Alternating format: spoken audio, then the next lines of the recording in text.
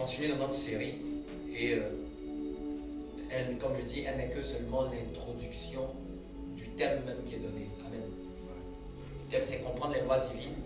Mais avant que je comprenne les lois divines, il faut que je comprenne au préalable certaines choses. Amen. Et on avait dit que il y a des éléments qu'on retrouve dans la Bible. Amen. Dis avec moi, les éléments qu'on retrouve dans la Bible. Les éléments qu'on retrouve dans la Bible.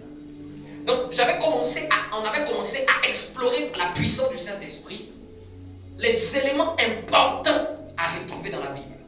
Parce que si quelqu'un ne comprend pas et ne sait pas les éléments qu'on retrouve de manière importante, amen, dans la parole de Dieu, dans la Bible, il peut avoir la Bible et ne pas savoir quoi en faire. Dans des moments où cette Bible est à côté de lui, il peut ne pas savoir quoi en faire. Il peut ne même pas savoir pourquoi je le lis. Il peut ne pas savoir pourquoi même cela est entre mes mains. Ce livre est un code. Ce livre renseigne des éléments importants que Dieu ne veut pas qu'on oublie. Que Dieu ne veut pas qu'on puisse s'en éloigner. Amen. Et c'est pour ça qu'il est dit dans Josué 1:8 que ce livre de la loi, c'est-à-dire que cette Bible-là ne s'éloigne point de notre bouche. Et on avait compris que en réalité, un livre, si tu demandes à quelqu'un, un livre ne doit pas s'éloigner des yeux d'une personne. Même lui, il dit que ce livre ne s'éloigne pas de la bouche. On avait compris que ce que je lis, je dois le dire. Amen. Ça doit être ma prière, légèrement. Ça doit être ma prière. Ça doit être mon langage. Ça doit être mon verbe. Ça doit... Ici, Dieu nous a donné la Bible pour que nous ayons du verbe. Quand quelqu'un dit qu'il ne sait pas prier, il peut s'inspirer des verbes de la Bible. Quand quelqu'un dit qu'il ne sait pas, comment dirais-je, comment se comporter, il peut s'inspirer des comportements divins de la Bible. Vous me comprenez? Il nous a donné un langage. Parce qu'un royaume fonctionne avec un langage. Un royaume fonctionne avec des règles. Un royaume fonctionne avec des lois, des principes bien établis. Un royaume fonctionne avec une hiérarchie. Un royaume fonctionne avec des éléments importants. Vous me comprenez? Amen. Je prie que la parole de Dieu soit quelque chose qui soit accroché à toi au nom de Jésus. Amen. À l'intérieur de cette parole se trouvent des éléments pour enseigner nos enfants. À l'intérieur de cette Bible se trouvent des éléments pour éduquer nos enfants. Se trouvent des éléments pour éduquer une jeunesse, pour éduquer un peuple, pour éduquer une nation. Vous me comprenez? La particularité du nom que nous portons même d'ailleurs, nation sainte, qui veut dire que peuple mis à part, peuple sacré. Vous me comprenez? Peuple sacré veut dire que un peuple qui n'est pas mélangé, un peuple qui n'est pas au dehors de ces choses qui ne glorifient point le nom de Dieu. Vous me comprenez? Et nous allons voir, on avait vu une première des choses qu'on retrouve dans la parole de Dieu. Amen. On avait vu premièrement les lois de Dieu. Quelqu'un me comprend? Amen. Avec la on va avancer aux les lois de Dieu. Amen. La première des choses qu'on avait commencé à dire qu'on retrouve dans la Bible, ce sont les lois de Dieu. Dis avec moi les lois. Les lois de Dieu. C'est les lois qui en hébreu qui veut dire Torah. Donc chaque fois que tu entends Torah, en fait, tu es en train de dire loi. Amen. Et par exemple là, on donne les références. J'ai donné les références où on voit David faire référence à plusieurs reprises aux lois de Dieu. Vous me comprenez? On avait déjà défini ce que c'était les lois de Dieu. Donc dans la Bible, je peux retrouver des lois et des principes. Et on avait déjà dit que des principes, des lois sont établis par Dieu dans un domaine et donnent des récompenses à ceux qui vivent et marchent selon ces principes. Un homme, une femme de destinée est un homme de principes.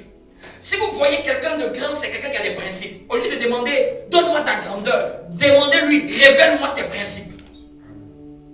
Un principe, c'est une manière de fonctionner que cette personne a.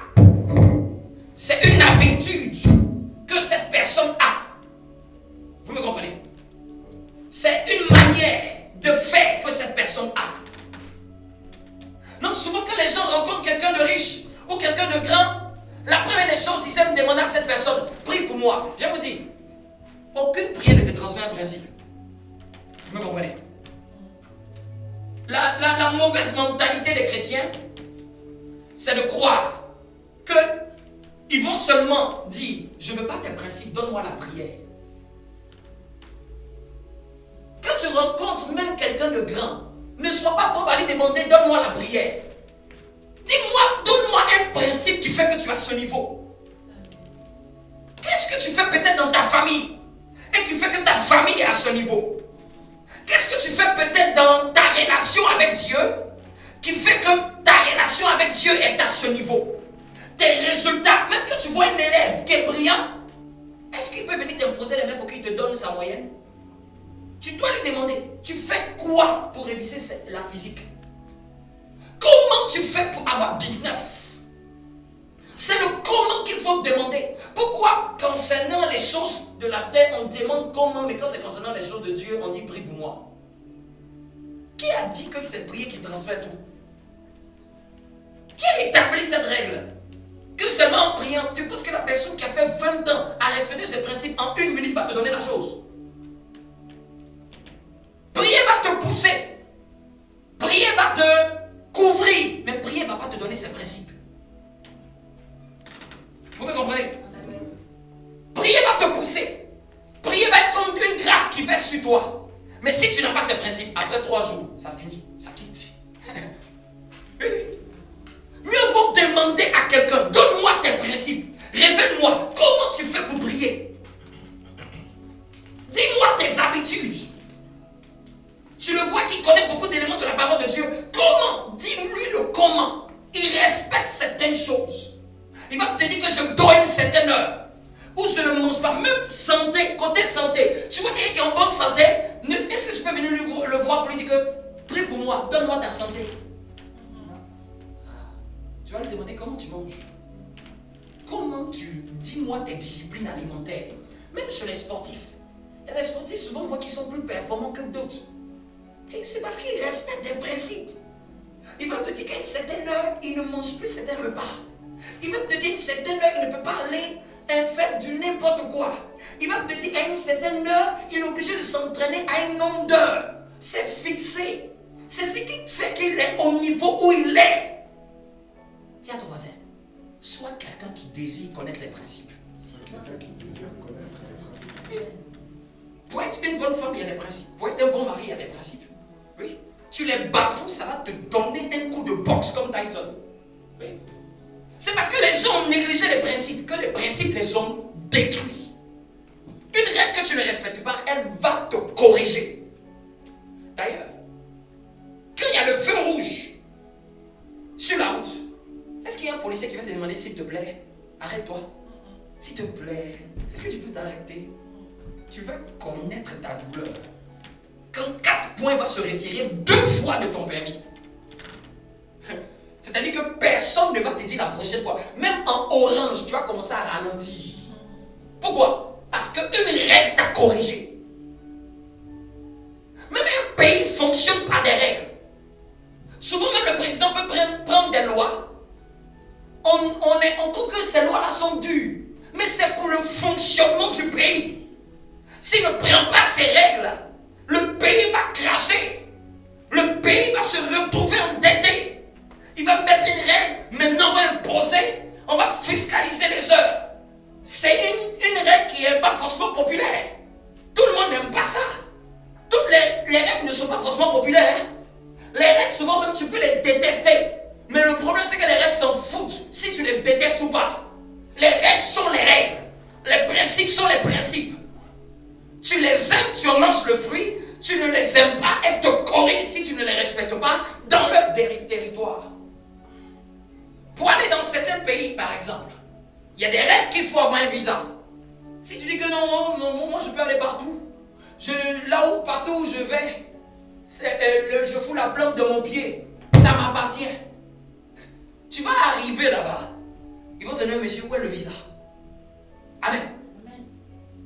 Où est le papier?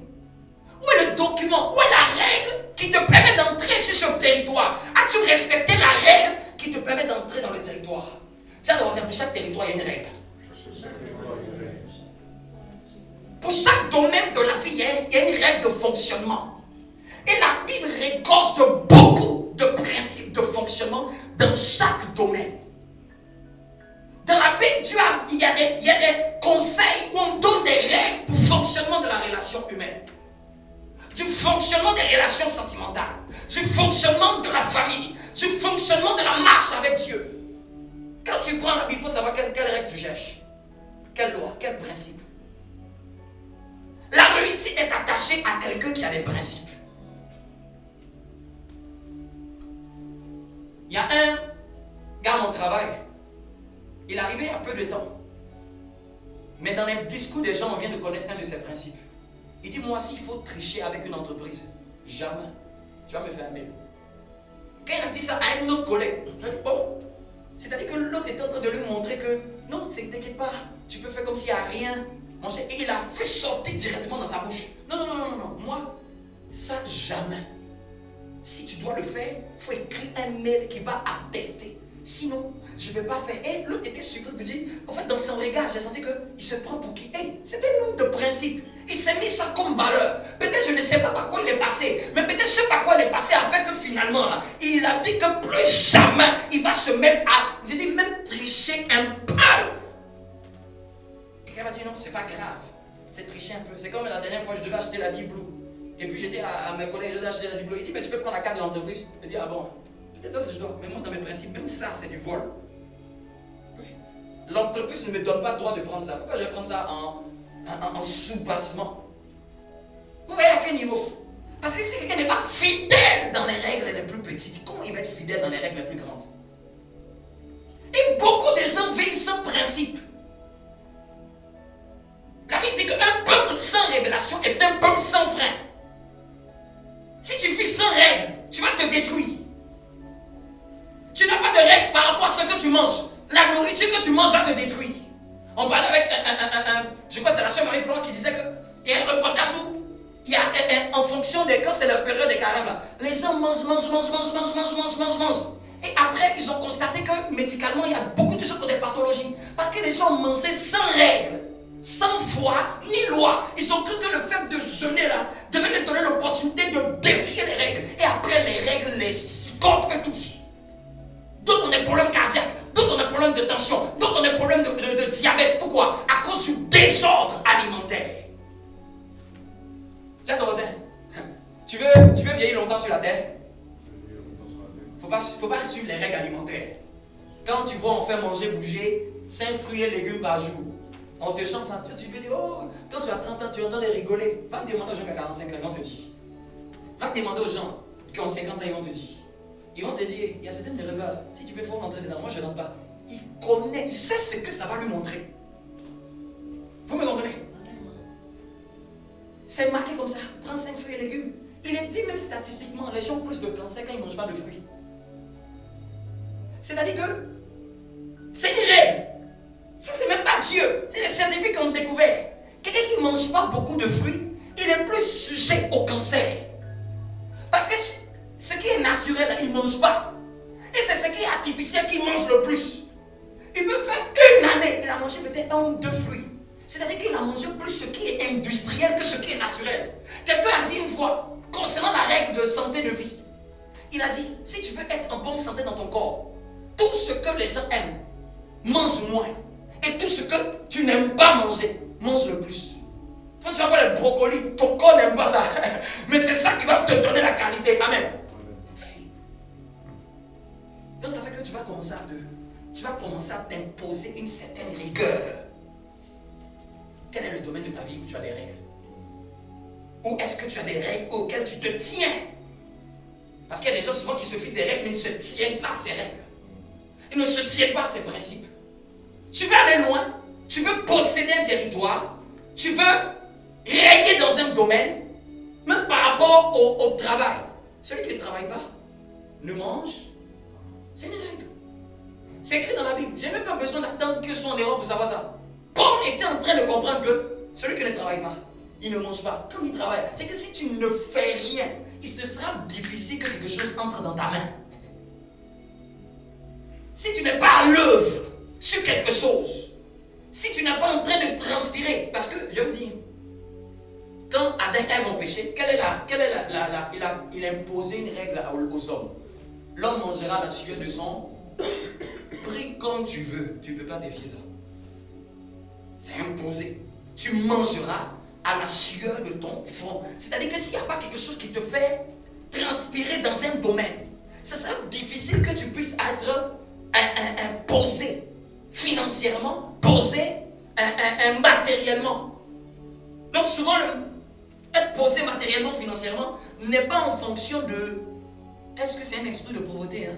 Parce que l'esprit de pauvreté vient aussi quand il n'y a pas de règles concernant le travail. Vous me comprenez? Mais c'est quelqu'un qui travaille, quelqu'un qui se donne, il va avoir quelque chose de quoi se nourrir. Vous me comprenez? D'ailleurs, si ton salaire t'énerve, tu sais qu'est-ce qu'il doit faire? Tu ne dois pas dire à Dieu, donne-moi un grand salaire. Cherche à faire quelque chose que peu de gens savent faire. Tu vas voir ton salaire va augmenter. C'est une règle. Parce qu'on va te rémunérer à la mesure que tu deviens quelqu'un d'incontournable dans un domaine. Pourquoi on va te donner l'argent? Pour rien. Vous me comprenez? Dis avec moi, est-ce que tu as des règles? Est-ce que tu as des règles? Amen. Est-ce que tu as des principes? Par rapport à tes amitiés, est-ce que tu as des principes? Par rapport à Dieu, est-ce que tu as des principes de fonctionnement? Et tout ça, c'est écrit dans la Bible. Il y a beaucoup de choses qu'on peut tirer. Même il y a des choses même, si tu regardes même la nature, tu peux tirer des principes. J'entendais un pasteur qui est en train de dire, il dit quand tu regardes la nature, Dieu n'a jamais créé quelque chose et puis quand ça vient grand. Même les enfants quand ils naissent petits et ils grandissent. Même les arbres commencent petits et grandissent. Donc tu comprends que dans la nature, dans l'ordre des choses, Dieu établit une règle de fonctionnement concernant la croissance des choses. Ça doit commencer petit et ça doit aller grand. Ça ne doit pas commencer petit et s'arrêter. Ça doit commencer petit et aller grand. Mais ça ne peut pas commencer grand aussi. Ça, c'est ce qu'on appelle la loi des commencements. Quand quelqu'un veut commencer, il veut que tout soit grand. Dieu dit non. Dans la loi des commencements, tout ce qui commence petit. C'est pour ça que la Bible dit que celui qui acquiert une richesse, ça c'est Proverbe qui donne cette règle. Celui qui acquiert une richesse rapidement s'appauvrit. Mais celui qui l'acquiert peu à peu, lui se conserve.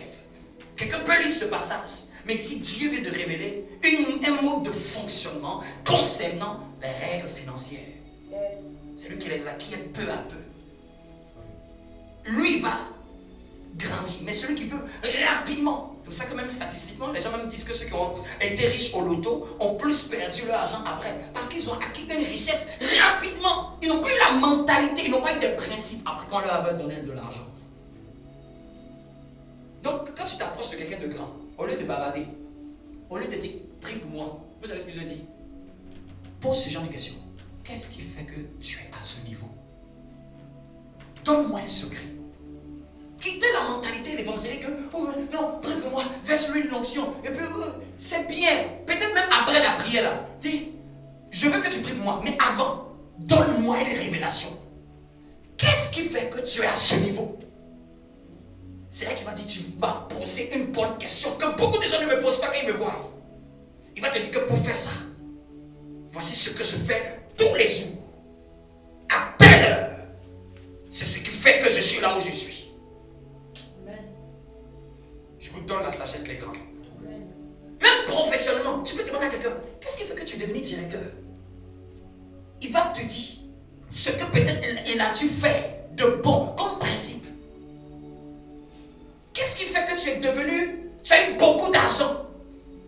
Parce qu'on veut que, donne-moi un peu de ton argent. Qui peut te donner beaucoup d'argent? Quelqu'un qui est riche, quelqu'un qui est riche peut t'aider, mais ne peut pas te donner beaucoup. Vous me comprenez? Il peut t'aider, mais il ne peut pas te donner de l'argent pour t'enrichir. Il ne peut que te donner ce qui a fait de lui ce qu'il est riche. Amen. Donc ça, c'est ce qu'on a vu, les principes. Donne-moi les principes. Ce sont les lois. C'est la Torah. Amen. C'est ce qui est appelé Torah en hébreu. Et par exemple, on voit dans David qui a lu, et vous voyez par exemple, à chaque fois David fait référence dans le psaume 119, et j'ai dit que le psaume 119 est un livre à la parole. Un livre où il a vraiment codifié les choses qui sont importantes dans la parole de Dieu. Et la deuxième chose qu'on a vue, les commandements. Amen. En hébreu, c'est mitzvah. Amen. Dis avec moi les commandements. On a dit que dans la Bible aussi, il y a des commandements. Et les commandements, dans leur particularité, sont très clairs dans la Bible. C'est-à-dire, les commandements sont des ordres. Je ne vais pas m'attarder dessus parce qu'on a vu ça pendant 2 dimanches. Mais ça permet un rafraîchissement pour tout le monde. Par exemple, le commandement qui dit « Allez, faites de toutes les nations les disciples » dans le Nouveau Testament, c'est un commandement. Quelqu'un peut dire « Non, Seigneur, ça ne peut pas s'appliquer à moi. » C'est « aller », même quand tu prends dans la conjugaison, « aller », c'est impératif. Impératif, c'est un ordre. Donc un chrétien qui dit qu'il veut marcher avec le Seigneur, si ce commandement-là, il ne fait pas, c'est-à-dire que Dieu va voir qu'il y a un commandement qui n'applique pas. Il ne faut pas qu'il se plaigne que pourquoi Dieu, tu ne m'emmènes pas loin. Dieu va dire non, il y a un commandement que tu regardes, est-ce que tu le fais? On connaît le premier, tu aimeras Dieu de tout ton cœur. Après le second qui vient, tu aimeras ton prochain comme toi-même. Mais il y a d'autres commandements. Quand c'est dit prier sans cesse, c'est-à-dire que si tu veux, tu ne veux pas. Tu aimes, tu veux. Ça te plaît, ça ne te plaît pas. Tu vas devoir prier sans cesse. Tu as prié hier, tu as prié demain, tu as prié après-demain, tu ne peux pas échapper. En tout cas, si tu es quelqu'un qui veut que vivre avec la grâce, il ne peut pas dire que non, moi Seigneur, je vais prendre congé de prière. Tu vas connaître ta douleur. Point chrétien. Bon, tiens ton voisin. Amen. Amen. J'aime bien cette expression des Ivoiriens. Tu vas lire c'est-à-dire que personne ne va te dire quelque chose. Vous me comprenez? C'est pour dire qu'en fait, il y a des événements là. Où comme souvent, ils ont un thème. Ils disent que dimanche, personne ne te conseille. C'est les conseils même qui vont te conseiller. Il y a des choses là, on n'a pas besoin de te parler. Fais congé de prière, tu vas voir. Tu vas avoir l'impression que Satan a bâti son empire dans ta famille quand il est venu t'avoir sur la terre. Tu vas avoir l'impression que quand Satan, il est descendu sur la terre, là, il a fait copinage avec tes parents pour venir atterrir. C'est une manière de dire au fait que tu vas avoir l'impression que toute la colère de Satan, là, c'est toi. C'est pas parce que c'est toi. C'est parce que tu as arrêté de faire commandement de prier sans cesse. Il y a des jours, il y a des hauts et des bas, mais personne ne peut prendre congé de la prière. Personne ne peut dire même qu'il a trop prié l'année dernière. Et que cette année-là, il va moins prier. Oui. Si on doit compter le nombre de fois on a prié, on ne peut même pas compter. Qui peut compter? C'est un commandement, prier sans cesse. C'est ce qui nous maintient, c'est ce qui nous garde. Les commandements dans la Bible sont très clairs. Il n'y a pas d'ambiguïté dans les commandements. Tu ne peux pas dire que tu ne les connais pas. C'est bien écrit comme ça, sans ton avis, sans tes consentements, sans chercher à t'expliquer le pourquoi. Il n'a pas dit que je vais venir vous expliquer le mystère caché derrière le fait de prier sans cesse. Il a dit prier sans cesse. Si tu comprends, tu ne comprends pas. Tu peux comprendre le mystère avant de faire. Ce sera tes problèmes. Vous me comprenez? Donc les commandements dans la Bible sont très clairs. On ne peut pas faire de débat dessus. On ne peut pas faire de discussion. C'est écrit clairement. Par exemple, est-ce que vous savez que dans la loi du culte, il dit que tu sanctifieras le jour du Seigneur. Et les chrétiens, ça, cette valeur-là. C'est comme si ça sautait dans la Bible. On dit que tu sanctifieras le jour du Seigneur. C'est-à-dire que Dieu dit qu'il a un jour, que tu dois le sanctifier. Dieu dit qu'il a travaillé 6 jours. Et le 7e jour, il s'est reposé et il a consacré. Regardez, parmi tous les 6 jours de la création, le seul jour qu'il a béni, c'est le 7e. Les autres, il a dit c'était bon, c'était bon, c'était bon. Jusqu'au 6e, la création de l'homme, il a dit c'était très bon. Mais au 7e, il n'a même pas dit c'était bon. Il dit je le bénis. Et il dit je l'ai consacré. Et il dit que ce jour-là doit m'être honoré, doit m'être sanctifié. Même dans notre calendrier, même que le monde qui n'est pas chrétien, le monde n'est pas de philosophie chrétienne, le monde nous a dit hey, il y a un jour là quand même on va vous laisser tranquille. Amen. Donc c'est pour ça que quand tu vas voir quelqu'un qui va venir te dire non, ce 7e jour là, tu ne veux pas que je t'embauche. Si tu as des principes, bien aimé, moi dans mes principes, je ne sais pas peut-être pour quelqu'un ses principes, mais moi dans mes principes, même si tu me donnes 1 milliard le dimanche, je refuse. Même pas. Pour rien, je laisserai ma partie à Dieu. Pour rien. Donc même si quelqu'un est dans un système dans lequel Satan m'avait mis avant, il doit commencer à prier. Seigneur, fais-moi sortir de ce système. C'est une question de foi. Vous me comprenez? Dans la vie, il nous sera fait selon notre foi. Tous les jours, si tu veux, j'ai travaillé 24 heures pour toi. J'ai fait tout, mais le jour pardon, le jour de Dieu m'a pardonné. Vous me comprenez? Le jour de Dieu, là, je suis désolé. Peut-être on va faire ça samedi, mais le jour de Dieu, là, je ne peux pas. Par exemple, moi, dans mes principes, moi, même si quelqu'un m'a dit que il va placer réunion de la famille dimanche, il ne va pas me trouver. Parce que moi, dans mes principes, je ne peux pas laisser ma partie là pour la réunion de famille. Il y a 6 autres jours, débrouillez-vous. Ou ce sera après. C'est moi, c'est un principe de la vie que moi j'ai mis ça avec au fer rouge. Vous me comprenez? Je vous ai dit, quelqu'un est grand à la mesure de ces principes auxquels il tient ferme. Quelqu'un n'est pas grand à cause du fait seulement que c'est quelqu'un qui a un Christ.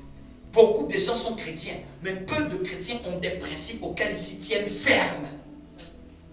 Cette saison, c'est de savoir, Seigneur, apprends-moi un principe sur lequel je vais me tenir ferme. C'est ce qui va te faire monter à un niveau supérieur. Amen. Amen. C'est ce qui va te faire monter à un niveau supérieur. Est-ce que quelqu'un comprend la sagesse de cela? Donne-moi quelque chose sur lequel je vais me tenir. Un principe va te rendre prince quelque part. Tiens ton voisin, tu veux rouler sans règle? Souvent au travail, est-ce qu'au travail, il n'y a pas une certaine heure quand tu arrives, on va te poser la question, pourquoi tu es arrivé à cette heure? N'est-ce pas? Hein? Oui, amen. Une entreprise ne peut pas fonctionner sans règle. C'est-à-dire que si on vous laisse faire tout et n'importe quoi, l'entreprise va aller en faillite. Même il y a le contrôle des heures de travail. Il y a des gens qui bipent parce qu'on doit les payer à la mesure des heures qu'ils ont fait. Tu n'as pas fait 6 heures, on va te payer 6 heures. Pourquoi on va te payer au-delà? Vous comprenez? Il y a des règles pour tout. Tu es fâché par rapport au fait de pouvoir être toi, pour qu'on te compte les heures. C'est à toi de faire ce qui est nécessaire, d'avoir le diplôme pour qu'on te paye maintenant au forfait jour. En France, par exemple, si tu n'as pas un niveau bac plus 5, on ne te paye pas au forfait jour. C'est une règle. Si tu veux être intelligent, comment? Tu as quel diplôme, monsieur? Bac plus 3. Tu seras aux heures. Sois le majeur de la classe. Tu vas être aux heures. Donc, pour ce domaine-là, il y a des règles. Même en France, par exemple, il y a des règles pour réussir en France. Si tu ne les comprends pas, tu ne vas pas réussir en France. Il faut étudier de comprendre qu'il regarde beaucoup plus là où j'ai étudié. C'est des règles. Non, je ne vais pas venir, puis j'ai rentré, puis j'ai outrepassé les règles. Non, moi j'ai étudié ici. En fonction, on sait très bien en France, en fonction de là où tu as étudié, il y a un genre d'entreprise qui n'y entre pas. Oui. Donc quand tu as des enfants, tu commences à les préparer selon la règle du pays. Il y a des règles pour tout. Il y a des lois pour tout. Il y a même un ministère qui régit les lois. Vous pouvez éteindre ça. Il y a un ministère qui régit les lois. Chaque fois, quand tu prends, je crois que c'est là, il y a une chaîne qui est dédiée au Parlement, non, n'est-ce pas? Chaque fois, ils sont en train de débattre. On va mettre encore quelle autre règle? Les règles sont condensées dans des articles et dans des articles. Vous me comprenez? Souvent que quelqu'un a affaire à une autorité, il peut dire je connais mes droits. Ces droits sont les règles auxquelles il doit bénéficier. Ce sont les choses qui lui donnent avantage. Et s'il ne connaît pas ces lois, quelqu'un peut le duper dans un marché. Vous me comprenez? Amen. Satan, si tu as affaire à lui et que tu ne connais pas les commandements de Dieu, tu ne sais pas sur quoi tu as droit, fais jongle comme tu veux. Dis que je suis enfant de Dieu. Satan dit, toi tu ne connais pas les lois de Dieu. Parce que tu ne sais pas sur quoi tu parles. Tu ne sais pas ce que tu dis. Tu ne sais même pas ce qu'il faut revendiquer. Tu ne sais pas ce qui t'appartient. Tu ne sais pas ce qui est à Christ et qui est à toi. Tu ne sais pas ce que Jésus a fait pour toi. Ce n'est pas clair dans ta tête. Tu chantes mais tu ne comprends pas. Tu chantes mais tu ne sais pas ce que Dieu a fait pour toi réellement.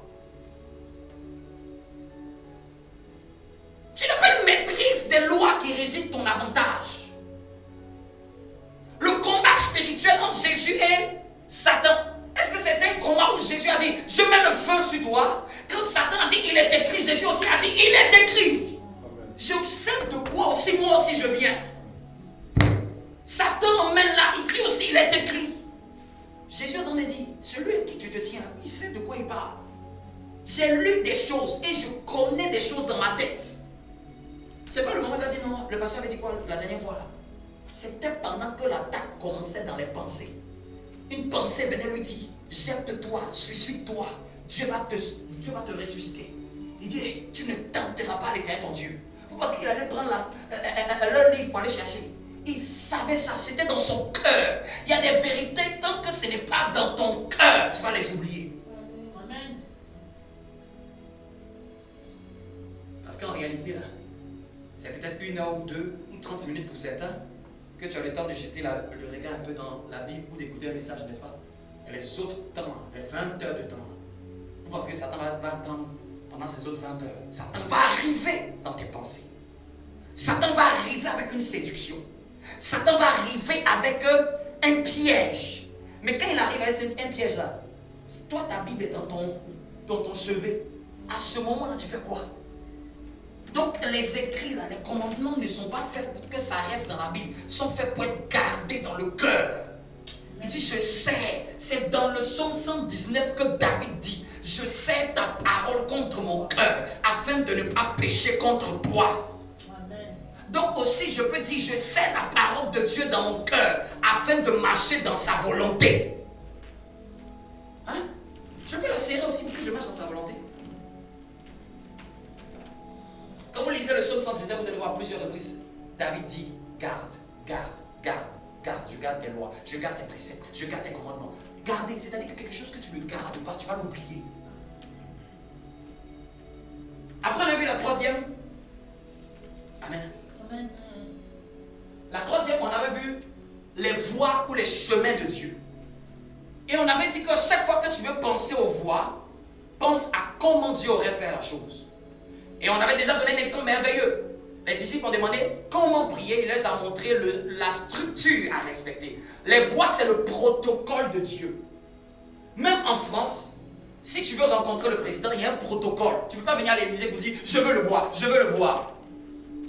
Un être humain qui n'a même pas créé le ciel et la terre, aussi petit soit-il dans toute la galaxie, il y a un protocole pour le voir. Imaginez maintenant celui qui a créé les cieux et la terre, celui qui a créé la lune et les étoiles et les astres. Imaginez à plus grande raison que tu crois que tu peux entrer comme ça et que tu vas le voir. C'est pour ça qu'il a fait la prière du Notre Père. Il commence à te dire déjà, mon Père. C'est-à-dire qu'il commence à te dire que si tu t'approches de moi et que tu n'as pas la conscience que je suis ton Père, oublie. Oublie. Et ça qu'il prie là, Seigneur, Dieu, mon chien, il dit notre Père qui est aux cieux. Il veut dans ce protocole-là te dire, approche-toi de moi avec la conscience que je suis ton Père. Il y a des gens qui ont beaucoup l'idée que Dieu est contre eux. Tu es un père frétard, il fait mon malheur. Non, non, non, non, non. Et souvent on a tous fait, on s'approche de Dieu comme si on est des disciples. On s'approche de lui comme si on est des serviteurs. Devant lui là, il dit tu n'es pas serviteur, tu es mon fils, tu es ma fille, je suis ton père. Comme il aurait pu dire notre Seigneur qui est aux cieux. Il aurait pu dire notre Sauveur qui est aux cieux. Il a dit notre Père. Dedans même je rentre encore dans la révélation. Quand il a dit notre Père, il est en train de te dire que si tu es seul dans ta vie, tu es foutu. Parce qu'il n'a pas dit mon Père qui est dans les cieux. Notre Dieu suppose que tu es en groupe. Dieu suppose que tu es en communauté. Allez-y aux gens qui disent qu'ils ne veulent pas prier Dieu dans une église. Dites-leur que le Notre Père n'est pas pour eux. Parce que comment tu vas faire notre? Tu vas faire quoi avec les démons? Dieu a toujours, même dedans c'est caché, que Dieu considère qu'on n'est plus que deux. Car là où deux ou trois sont réunis en mon nom, je suis présent au milieu d'eux. Amen. Notre Père qui est aux cieux, ton nom soit sanctifié. C'est toujours lui. C'est le protocole de la prière. Ton règne vient. Donc le truc que tu es en train de fatiguer Dieu, tu n'as pas respecté ce protocole-là. Tu es en train de te dire, protocole non respecté, prière en l'air. Tu peux prier, mais est-ce que tu pries selon la voix de Dieu? On avait dit, tu peux jeûner. Il dit, quand vous jeûnez, c'est la notion de temps. Quand? C'est le moment circonstanciel. voici la manière dont je voudrais que vous jeûnez. J'ai ma manière. Tu as ta manière. Dieu aussi a ses manières. Dis à ton voisin, Dieu a ses manières. Les voies de Dieu, ce sont les manières de Dieu. Vous me comprenez? Quand on pense aux voies, et c'est David qui a dit, vous trouvez par exemple, Psaume 119, 3, 5, 15, 26, on voit à chaque fois chemin. Vous allez voir voie. Vous prenez la Louis II, à chaque fois David fait référence aux voies. Et on avait vu qu'il donnait des conseils à son fils Salomon. Il a dit, ne t'éloigne pas des voies. Vous me comprenez? Amen. Donc, on avance. On avait déjà vu ça. On avait vu, il y a 2 dimanches, une 4e chose qu'on trouve dans la Bible aussi. C'est les témoignages. Vous me comprenez? Ceux qui ont la Louis II, par exemple, vous verrez que les références que je vous ai données, ils appellent ça précepte, mais ce n'est pas vraiment ça. Parce que souvent, c'est à ce niveau-là, c'est très technique de savoir faire la différence entre un précepte et un témoignage. Amen. Et c'est pour ça que je vous ai dit que j'aime bien la King James française. Elle traduit littéralement et c'est pour ça que je vous mets toujours le mot hébreu. Pour que vous sachiez que le mot hébreu qui est dit, là où par exemple dans le second c'est dit précepte, c'est témoignage, c'est Eda. Et qu'est-ce que j'avais dit sur les témoignages? Les témoignages, par exemple, David dit quelque chose par rapport au témoignage dans le psaume 119. Il dit, je médite tes témoignages. Il dit que je suis plus sage que mes anciens parce que je médite tes témoignages. Les témoignages de Dieu, ce sont ce qui va parler de Dieu. Par exemple, tu vois l'histoire de David et de Goliath, c'est un témoignage de Dieu. Si tu peux méditer sur ce témoignage, tu as vu Dieu défendre quelqu'un qui marchait pieusement avec lui et qui s'est levé avec l'audace de la foi en Christ, dans la foi dans le Seigneur, et Dieu l'a défendu avec quelque chose qui n'était pas grand. Vous me comprenez? Amen. Les témoignages de Dieu sont ce qui révèle la nature ou les capacités de Dieu. Qu'est-ce qu'il est capable? Abraham dit, je suis le El Shaddai. À Moïse, il dit, je suis. Il révèle toujours quelque chose à son sujet. Il dit, je suis le El Gibor, je suis le Jéhovah Raha, le bon berger. L'Éternel est mon berger. Pourquoi on aime tant l'Éternel est mon berger? C'est parce que c'est un témoignage de Dieu. Éternel, tu es mon berger. Tu me conduis vers des eaux paisibles. On voit un témoignage de Dieu, que Dieu l'a conduit. Il conduit toujours vers les endroits paisibles. Et méditer sur les témoignages de Dieu te rassure sur ce que Dieu est capable de faire.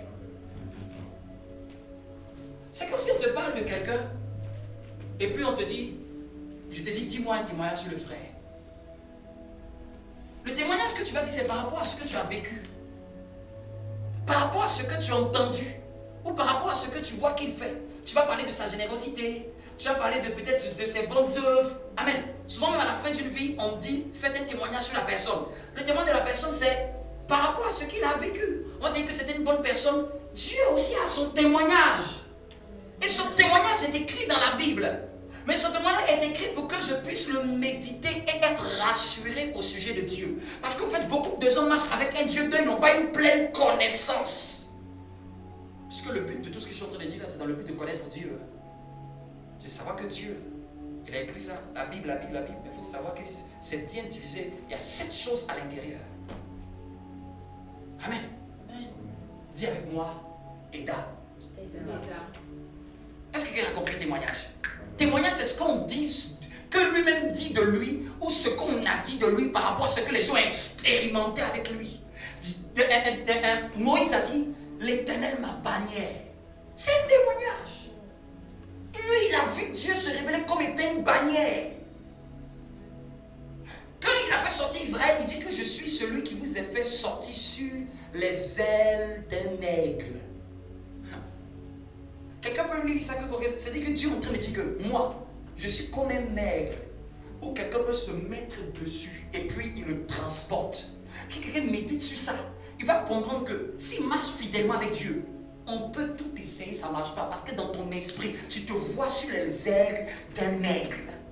Et donc ce grand aigle-là, c'est Dieu. Vous voyez un peu, la méditation des témoignages que j'ai sur Dieu me donne une foi en ce qu'il est possible. Vous me comprenez? Amen. Ce qu'il est capable, on me révèle sa nature. La Bible dit que Dieu est lumière. Je sais que je ne peux pas, si je suis proche de lui, je serai toujours éclairé. Voici un peu une révélation qu'il faut avoir. S'il est lumière et que je suis à côté de celui qui est lumière, je ne peux pas être dans les ténèbres. Non, même quand tu pries, tu sais que tes yeux vont s'ouvrir parce que tu es proche de quelqu'un qui a la lumière. Est-ce que tu sais que ta méditation de la parole de Dieu peut te permettre de vivre des expériences, peut te permettre de déclencher une foi de certaines choses de Dieu? Je sais que non, même si je ne comprends pas la situation, je ne vois pas. Je sais que je vais m'approcher de celui qui a la lumière. Seigneur, montre-moi le chemin. Comme je sais qu'il a la lumière, dans quel endroit on a mis la lumière et on ne voit pas ce qui est là? Vous voyez un peu? C'est la conscience avec laquelle quelqu'un peut s'approcher. Parce qu'il a une compréhension de ce que Dieu est. Et ce que Dieu est tellement gravé dans son cœur qu'il ne peut pas croire autre chose. Mais tu peux venir prier Dieu. Seigneur, je vais te rendre grâce. Je te prie, montre-moi la voie. Mais tu n'as aucun témoignage que Dieu est la lumière qui peut t'éclairer. Vous voyez un peu ce que je dis? C'est très important les témoignages de Dieu. Ça te rassure au sujet d'une manifestation de Dieu. Ça te rassure. En fait, tu es sûr et certain. C'est là que tu peux voir quelqu'un en train de faire certaines choses. Tu dis, hey, peut-être que tu ne connais pas Dieu. Moi, la Bible me dit ça à son sujet. Tu me dis, frère, peut-être que tu ne connais pas bien le Dieu qu'on prie. Je vais t'apprendre. Regarde ça, la Bible dit ça à son sujet. Regarde ça, la Bible dit ça à son sujet. C'est tout ça que j'ai médité qui ont fait de ça ma foi. Quand tu vois quelqu'un qui marche avec Dieu, c'est parce qu'il a une compréhension de Dieu que tu n'as pas. Par exemple, nous en tant que pasteurs, voici une révélation qu'on a de Dieu concernant le travail de Dieu. Je sais que tu es un homme Dieu. Oui. Ça, par exemple, dans la Bible. Parce que j'ai vu qu'il est venu voir un homme. Il a dit, qu'est-ce que tu fais avec ce que tu m'as donné? Avec ce que je t'ai donné. Il dit que je savais que tu étais un homme qui moissonne où tu n'as pas vanné. Le maître n'a pas dit non, ce que tu dis est faux. Il a dit seulement, serviteur méchant et paresseux. C'est-à-dire que quand je lis ça, je veux en savoir plus sur le caractère de Dieu par rapport au travail. Je sais que Dieu déteste la paresse. Je n'ai pas besoin qu'on me dise prophétie. Est-ce que tu sais? Vous voyez un peu? Moi, quand je lis ça, je vois que Dieu, il a éprouvé à cause de ces deux attitudes. Le fait qu'il n'était pas bon, le fait qu'il était paresseux, ces deux attitudes l'ont disqualifié. Des récompenses. Tiens, ton voisin, tu as quel témoignage de Dieu, toi? Tu as quel témoignage? Tu as quel témoignage? Je médite encore sur les témoignages de Dieu et puis je vois que Dieu, quand il t'appelle et que tu ne réponds pas, à un certain moment, tu sais qu'est-ce qui se passe? Il donne ça à quelqu'un d'autre. C'est dans la Bible que je découvre ça. Il dit, emmenez-les aux noces. La Bible dit qu'ils ne sont pas venus, n'est-ce pas? Il dit, allez-y chercher les autres. C'est-à-dire que Dieu, dans son fonctionnement, c'est-à-dire que quand je veux me mettre dans sa tête, quand je veux comprendre comment son esprit la fonctionne, ça fait partie de ces événements comme ça. Je vois qu'il a donné des lettres aux gens.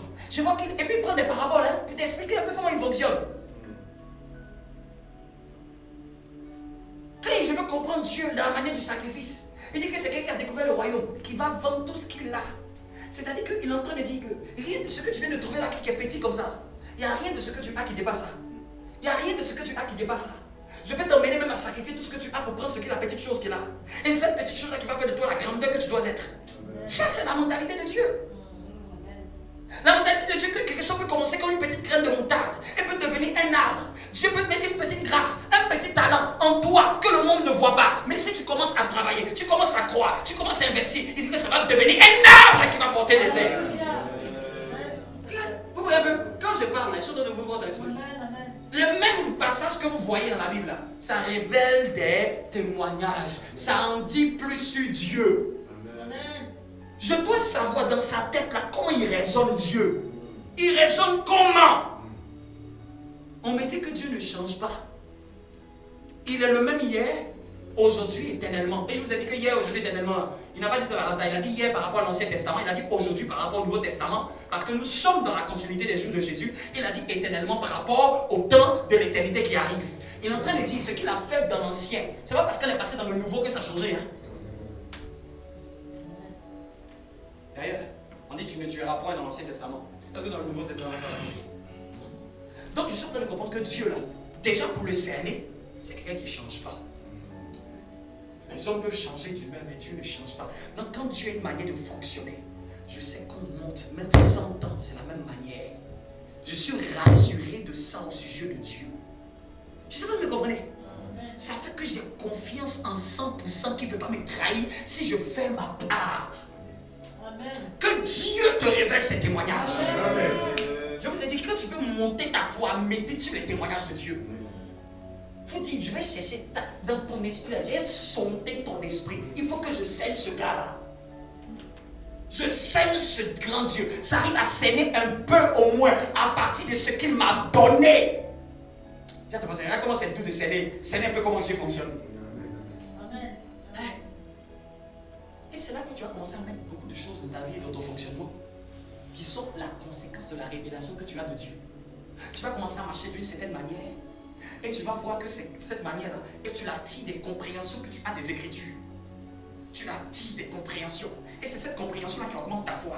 C'est cette compréhension-là qui fait que tu vis des grâces. C'est cette compréhension-là qui fait que, au fait, tu as l'impression que Dieu t'a distingué. Mais ce n'est pas Dieu qui t'a distingué, c'est toi qui t'es distingué par rapport au monde.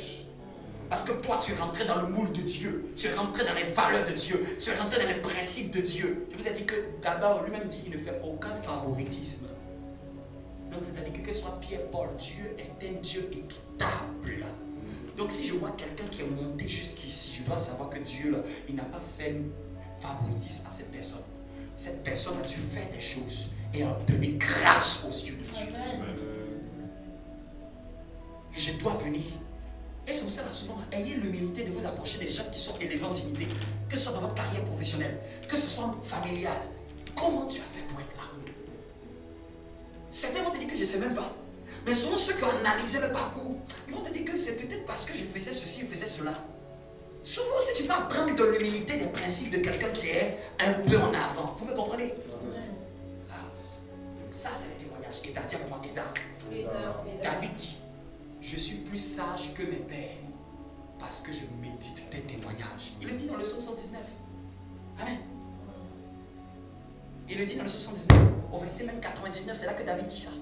Il dit que je suis plus sage que mes anciens, que mes pères, parce que moi, je médite tes témoignages.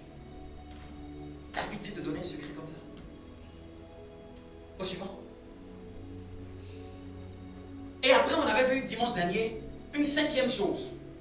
J'ai avec moi les statuts. Et j'avais dit que les statuts, qu'est-ce que c'était? Par exemple, le statut, c'est roquer. Amen. On peut lire comme ça, roquer. Amen. Dans la phonétique, c'est prononcé comme ça, roquer. Nous aussi, on dit comme ça, on dit choc. Mais dans la phonétique, c'est roquer. Amen. Et les statuts, qu'est-ce que j'avais dit? Je vous ai donné les références où vous voyez. Ce qui est bien dans le 79, on dit statut. Tous les versets que j'ai donnés, vous voyez statut, statut, statut. Et j'avais dit que statut, souvent on emploie un mot statuer. Statuer ou des statuts, ce sont des règles de fonctionnement, mais qui sont propres à quelque chose de particulier. Ce sont des règles que Dieu peut te donner à toi, ou à un organisme, ou à un mouvement, ou à un groupe. Ce sont des règles souvent qui sont délimitées. Amen. Et on avait dit par exemple que, on avait pris l'exemple de la main de Samson. L'ange de l'Éternel vient, l'ange vient lui donner une règle concernant comment elle doit éduquer l'enfant. Ne pas lui raser la tête et ne pas lui permettre que l'alcool entre dans sa bouche. C'est un statut. C'est-à-dire que par rapport à la destinée de Samson, Dieu vient de donner une règle, mais qui est typique à Samson. Vous me comprenez? C'est ce qu'on appelait dans la Bible les Naziréens. Amen. Les Naziréens avaient une règle bien précise. Vous me comprenez? Amen. Et on avait dit que souvent là où se trouvent des débats dans la chrétienté, avec l'histoire de l'apôtre Paul, il a dit, je ne permets pas à la femme de faire ceci, je ne permets pas de faire cela. Tiens, ce sont des statuts. C'est-à-dire que l'apôtre Paul a statué par rapport à ce qu'il croyait et voyait dans son église. Ce qu'il voyait, qu'il croyait en sa saison, à son époque, à son contexte historique. Parce que ce qu'il a dit n'est pas un commandement. Mais prendre ce qu'il a dit pour faire un commandement, là, ça devient un problème. Vous me comprenez? Un commandement, Dieu a permis que cela s'impose à tout le monde. Mais un statut est propre à la croyance de quelqu'un. Il y a même des statuts qui sont dans l'Ancien Testament, beaucoup de coutumes juives. Quelqu'un peut le prendre comme étant une règle, mais il ne peut pas le prendre comme étant une règle pour quelqu'un. Vous me comprenez? Par exemple, les Juifs ne mangent pas d'animaux à sabots taillés. C'est une règle que Dieu les a donnée dans leur coutume alimentaire. Mais ce n'est pas un commandement. Vous me comprenez? Ce n'est pas un commandement. Celui qui veut les appliquer, qui les applique. Celui qui ne veut pas les appliquer, ce n'est pas un péché. Parce que dans la grâce, il est écrit aussi que manger de tout ce qui se vend.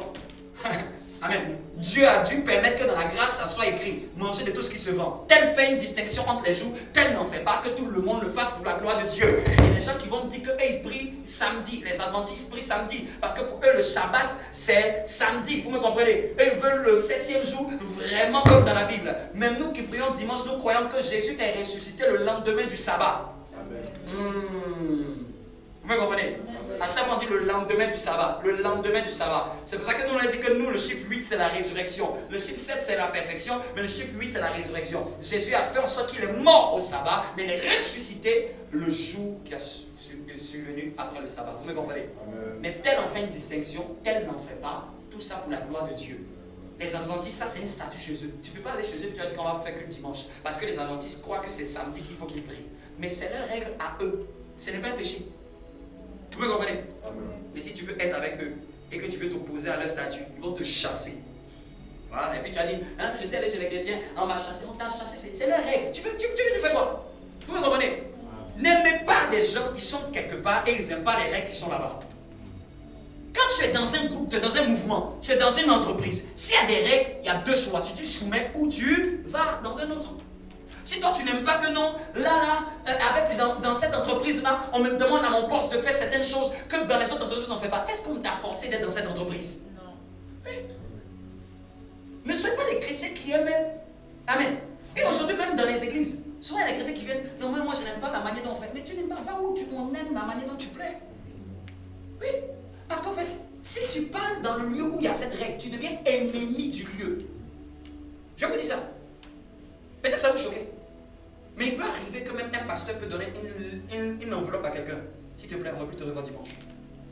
Quand la personne arrive jusqu'à scandaliser toute l'église à cause d'elle seule.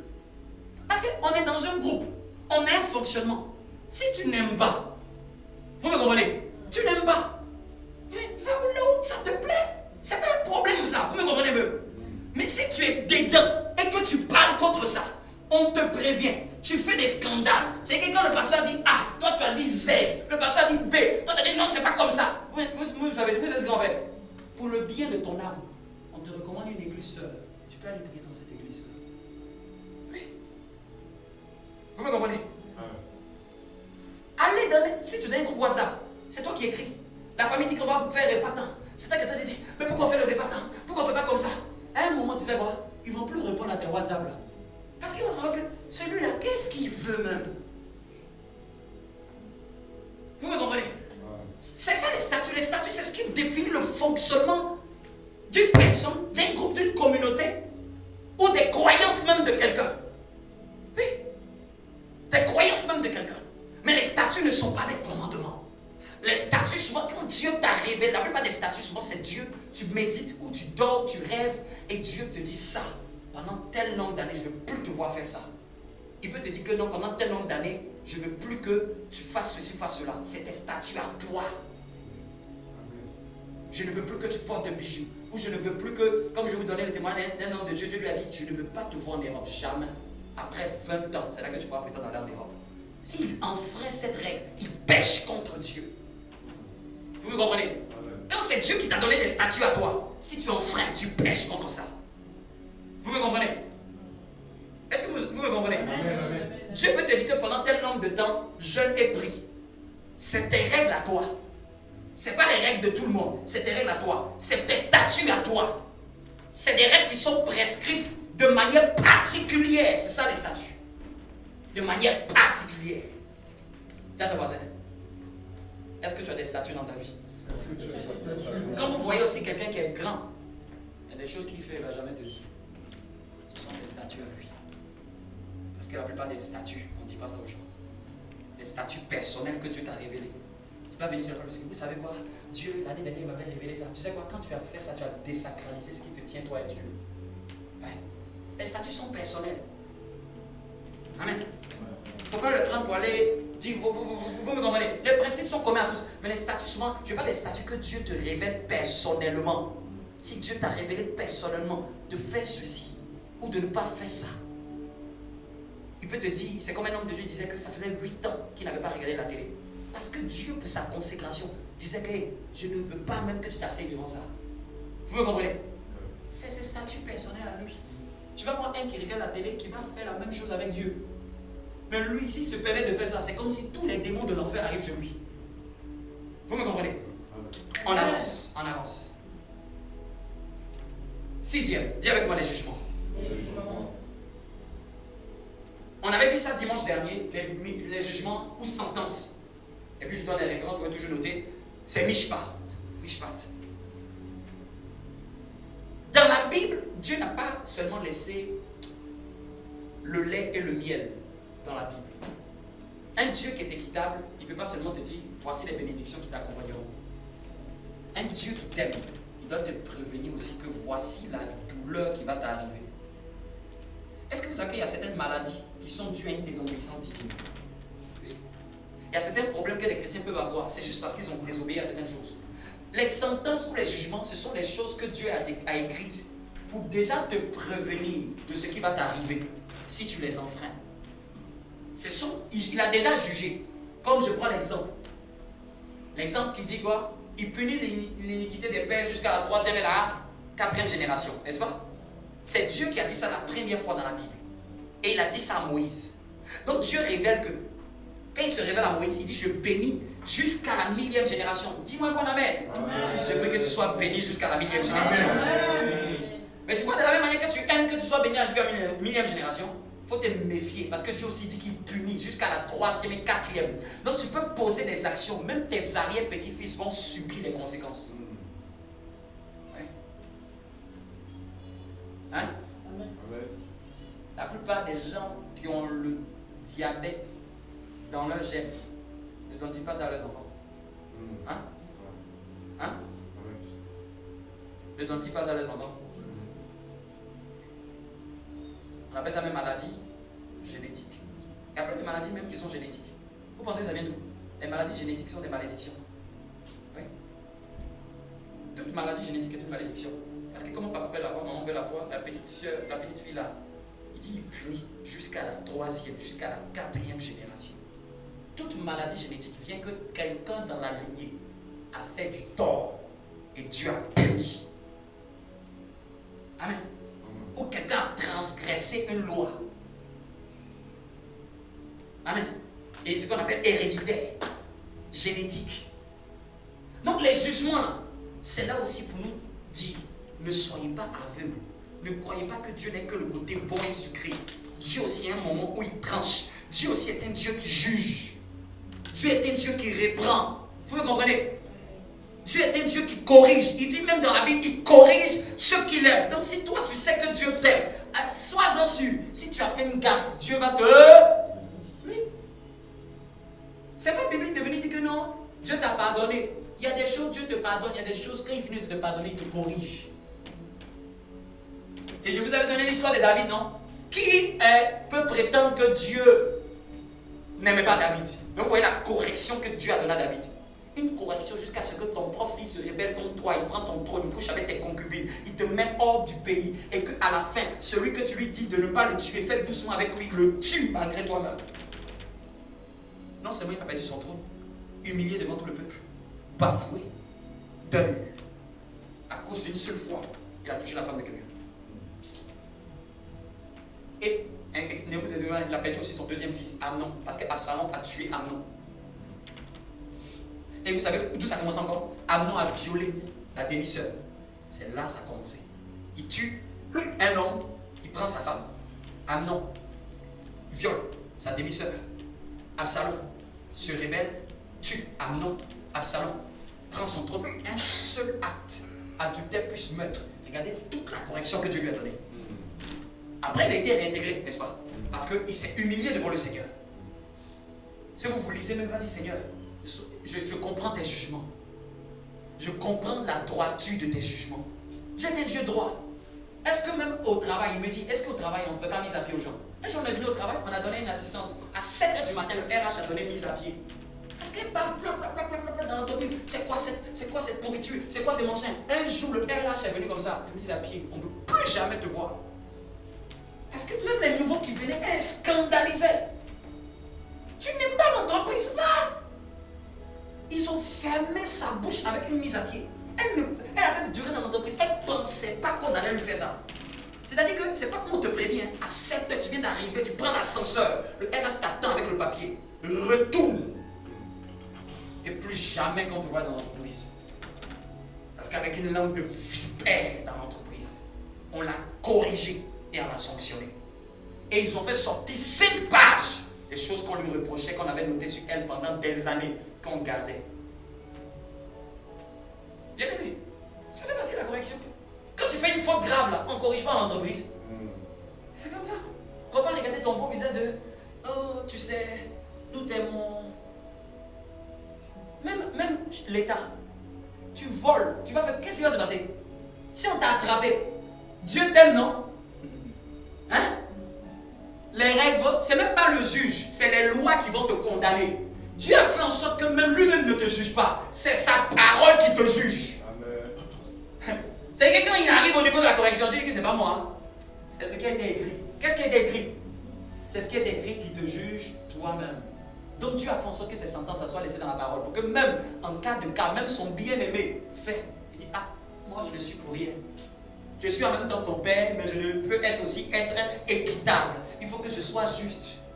Qu'est-ce que la parole de Dieu dit? Amen. Amen. Je vous avais dit que David, même Dieu lui a proposé 3 corrections. Il fallait choisir une. Moïse n'est pas entré à Canaan à cause de quoi? Une correction. Qui est plus seul que Moïse dans la Bible? En fait, plus Dieu t'emmène haut, il faut te méfier. Plus Dieu t'aime, méfie-toi. Parce que ce qui peut être un péché pour les autres, et que tu vois que Dieu n'a semble ne rien dire, pour toi, c'est même ton doigt qui risque de se prendre. On a un archevêque en Afrique. Il a 3 doigts. Quand il prêche, peut-être tu ne le sais pas, il a 3 doigts qui sont coupés. Il dit, vous savez ça? C'était que mes bêtises là, qui a fait que 3 doigts coupés. Jusqu'à aujourd'hui, il prêche avec 3 doigts coupés. Et puis quand on me demande d'où viennent les 3 doigts, il dit ça c'est quand je voulais jouer le fou avec Dieu. C'est-à-dire qu'il a failli mourir. Quand quelqu'un joue là, souvent il y a quelque chose qui va le reprendre. Dieu est lent à la colère. Ce qui me plaît concernant le témoignage de Dieu, c'est que Dieu est lent à la. Donc, mais il ne faut pas que. Il n'a pas dit qu'il n'a pas de colère. Il est lent seulement à ce sujet-là. Je prie que Dieu ait compassion de nous. Amen. Et on prend le dernier. Vous savez là le dernier. C'était le 6e. Et on prend le dernier sur lequel je termine. Amen. Est-ce que ça t'a fait du bien? Est-ce que ça va te faire du bien? Est-ce que tu comprends un peu mieux comment appréhender la Bible cette fois-ci? Dans la Bible, je dis les commandements sont clairs. Les principes, il faut bien lire un peu. Et les principes, souvent, c'est rattaché à un service marketing. Si tu fais, voici. Les voies, il faut vraiment observer, c'est caché. Il faut vraiment observer ce qui a été fait avant d'entrer dans quelque chose, le comment. Les statuts, la plupart du temps, les statuts, c'est beaucoup Dieu qui te les révèle. C'est Dieu qui te les révèle. Tu peux tomber sur un verset et puis dire que ça, là, c'est pour toi. Vous voyez un peu, c'est beaucoup plus une révélation, les statuts. Et puis, je termine avec les préceptes. Dis avec moi les préceptes. Les préceptes, qu'est-ce que c'est? Les préceptes, ce sont des conseils. Dis avec moi des conseils. Ce sont des conseils, ce sont des recommandations. Vous me comprenez? Ce sont des conseils, ce sont des recommandations. Ce sont des prescriptions. Au fait, c'est un conseil. Je donne un exemple. Il n'est pas bon que l'homme soit seul. C'est ni un commandement. Parce que ce n'est pas un ordre. Mais Dieu, il fait un précédent en disant, concernant ça, cette affaire, il n'est pas bon. Vous me comprenez? C'est un conseil que Dieu vient de donner. C'est une recommandation. Quand il dit, je mets devant toi la vie et la mort, mais choisis la vie, qu'est-ce qu'il fait? C'est un précepte. Il est en train de te dire ce qu'il faut faire. C'est un conseil. Vous me comprenez?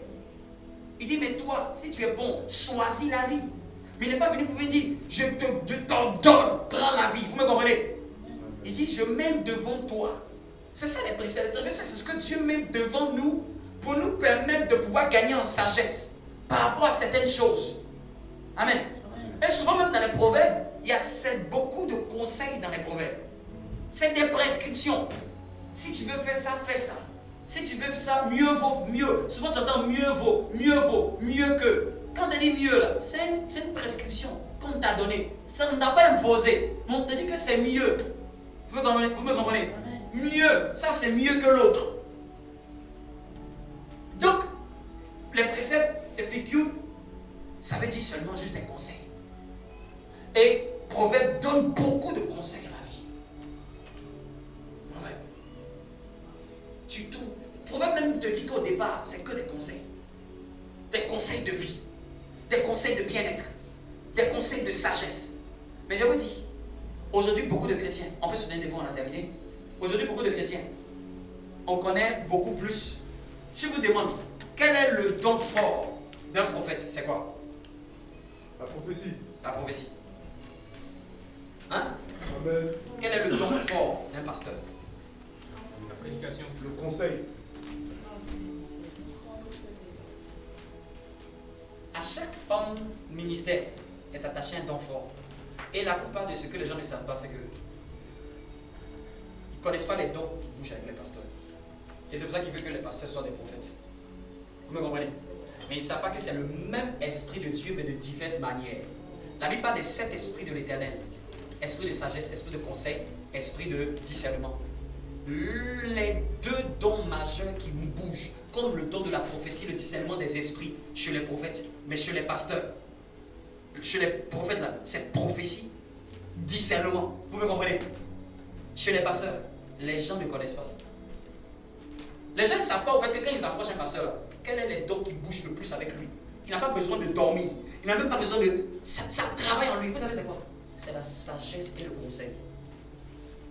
C'est pour ça que quelqu'un peut être pasteur sans jamais prêcher.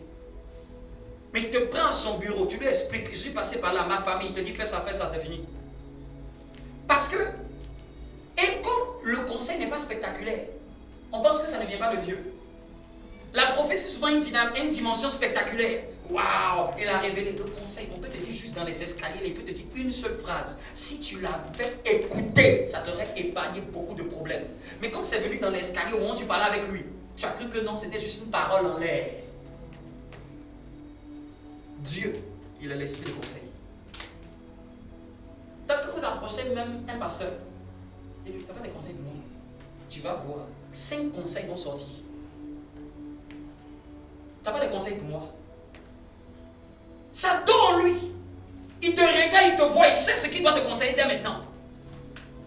Il peut te dire que maintenant, investis. Il n'a pas besoin de te dire, ainsi par l'Éternel. Oh, j'ai vu que tu dois investir. Il peut te regarder seulement ta manière. Il peut regarder même, il peut te regarder quand il est temps que tu te maries.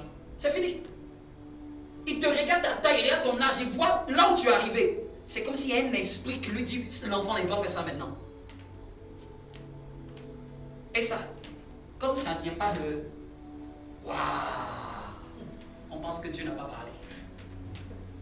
Dis à ton voisin, méfie-toi de l'esprit de conseil. Dans la Bible, quelqu'un avait un esprit de conseil tellement dangereux que David a maudit son conseil. Achitophel, il dit, toi, ton conseil est comme Dieu. La Bible dit que quand Achitophel te conseillait, c'est comme si c'est Dieu qui t'a parlé. David a dû dire que Dieu maudit son conseil. Parce qu'il s'est mis à côté d'Absalom. Il a arrangé le trône de Absalom en 2 temps, 3 mouvements. Il n'était pas roi, il s'est juste mis à côté d'Absalom. Absalom, il faudrait que tu fasses ça. Il est mieux que tu fasses ceci. Ça va raffermir ton trône. Bien aimé, il faut jouer avec le conseil. Mais conseil, celui qui demande. Conseil ne conseille pas celui qui ne demande pas. Dieu s'est révélé à Moïse comme étant un prophète. Il lui parle face à face. Mais quand l'esprit de conseil est venu par Jéthro, tu vas mourir vite si tu fais ça. Moïse, prophète, n'avait pas la dimension du conseil que Jéthro était venu lui apporter. Tous les dons sont complémentaires. Tiens ton voisin, maintenant tu vas plus sous-estimer le conseil. Maintenant tu vas plus sous-estimer les conseils. Et comme j'ai dit, conseil le conseil, celui qui demande conseil. Donc tu dis que si tu me vois, on va rire, on va rigoler. Mais si tu me demandes par rapport à ça, tu me conseilles quoi? Je dis, ah là maintenant rentre dans mon office. Vous me comprenez? Parce que je sais que maintenant tu as l'humilité de prendre le conseil. Mais quelqu'un qui n'a pas l'humilité de prendre le conseil, tu n'as pas envie de lui donner. Parce que tu sais qu'il ne va pas comprendre ce que tu vas lui dire. Quand tu vas lui dire que non, pourquoi tu fais ça? Mais pourquoi tu veux me conseiller ça? Ah, pourquoi tu veux te conseiller? Je ne te conseille pas. C'est si tu me demandes, je vais te conseiller. Que Dieu bénisse sa parole. Que Dieu bénisse sa parole. Je me lève les mains que je prie et je clôture. Nous allons prendre la Sainte Seine. Je prie, mets la main même sur la tête. Je prie que le conseil de Dieu ne te quitte jamais. Un conseil peut te faire gagner des années. Un conseil peut te faire gagner du retard. Je prie que le conseil de Dieu ne te quitte pas. Amen. Je prie que la sagesse de Dieu ne te quitte pas. C'est pour ça que vous allez voir, aussi grand peut être un prophète. Ceux qui ont les grandes églises, c'est les pasteurs. Parce que c'est la sagesse et le conseil qui bâtissent. Amen. On bâtit une famille avec le conseil et la sagesse. On bâtit une entreprise avec le conseil et la sagesse.